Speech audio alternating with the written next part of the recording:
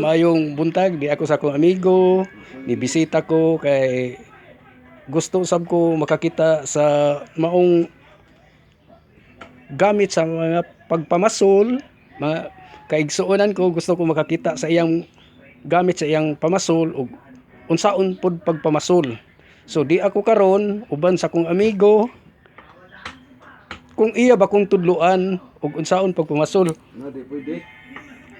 At anong di man pwede nga Kaya mamasol. lisod mamasol?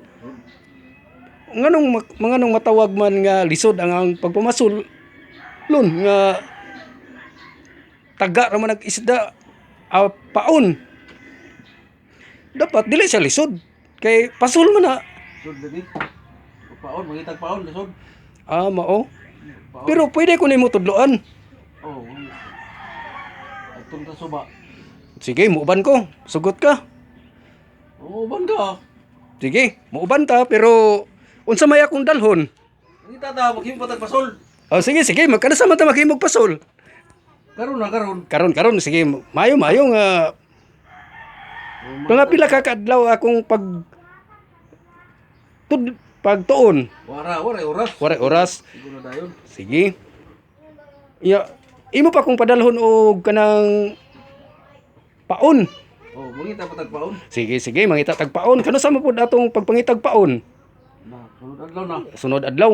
Unsa nga adlaw? Og ngita tag paon kanang adlaw gabi buntag ga. buntag. Palit man. Ayog bali diha. Ikaw pud ibo pud ang balion na imong Bulabog. way bulabog diha. Bulabog nga apelyido man ang bulabog. Mao ba di ay sige ha. Unsang klase nga adlaw o pagtudlo nimo adlaw gabi unsa man buntag adlaw way gabi Aso lang gabi way gabi pahulay Wala man ang gabi.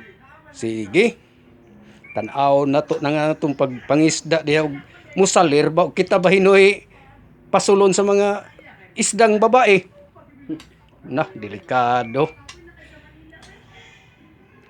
Sige, mao ni si amigo nako nga mutudlo gid siya. So, Pamato hinuon. oy, way ayo dai na di ay kay maguba man dai mong pasol. Dadi ko makatuon ani. Uba. Tay. Sige. Kay naguba pa man.